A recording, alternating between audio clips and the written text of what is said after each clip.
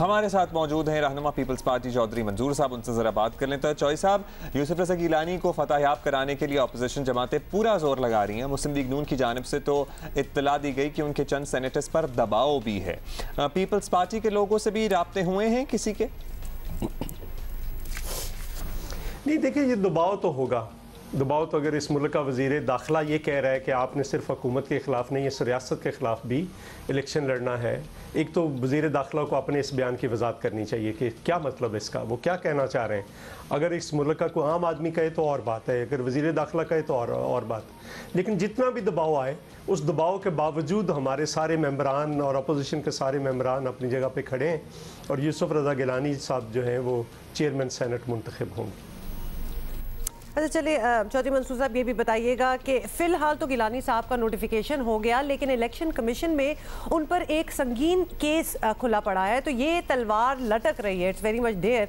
ऐसी सूरत में भी क्या गिलानी साहब का उम्मीदवार रहना मुनासिब है? ये मेरा ख्याल है कि कोई संगीन उनके खिलाफ नहीं है। उन्होंने क्या किया है? उनके बेटे पे एक इल्ज़ाम है कि उन्होंने लोगों को वोट ख़राब करने का, कुछ MNAs को कहा ख़राब करने। क्यों कहा? अगर उसके पीछे देखिए, यानी उनका ये कहना कि हम यूसुफ रज़ा गिलानी साहब को वोट देना चाहते हैं, लेकिन PTI कह रही कि हमें वोट बाहर ला कर दें, आप अपना खाली वोट बाहर ला कर दें, हम आपको एक वोट देंगे जिसके ऊपर निशान लगा हुआ होगा, आपने जाकर वो डिब्बे में डाल देना। यानी वोट बाहर लाना ऐन जमहूरियत है। और जब उसने कहा कि अगर आपके पर ये प्रेशर है तो आप फिर ये टैक्टिक इस्तेमाल कर सकते हैं, उसका उन्होंने एक्सेप्ट भी कर लिया।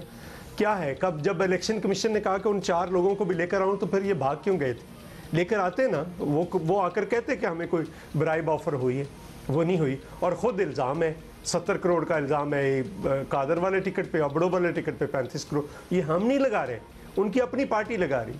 और उससे कबल ज़रा देख लें, मुलाजा फरमा लें, पहले इलेक्शन में जस्टिस वजीउद्दीन को बनाया, जो पार्टी का अंदरूनी इलेक्शन था, उसने रिपोर्ट दी कि इसमें पैसे चले, उसको फारग कर दिया। फिर तस्नीम नूरानी को बनाया, उसने रिपोर्ट दी कि ओहदे लेने के लिए पैसे दिए गए, उसको फारग कर दिया। फिर हामिद खान को दूसरे इलेक्शन में बनाया, उसने रिपोर्ट दी कि वोट लेने के लिए, ओहदे लेने के लिए पार्टी के अंदर पैसे चले, उसको फारग कर दिया।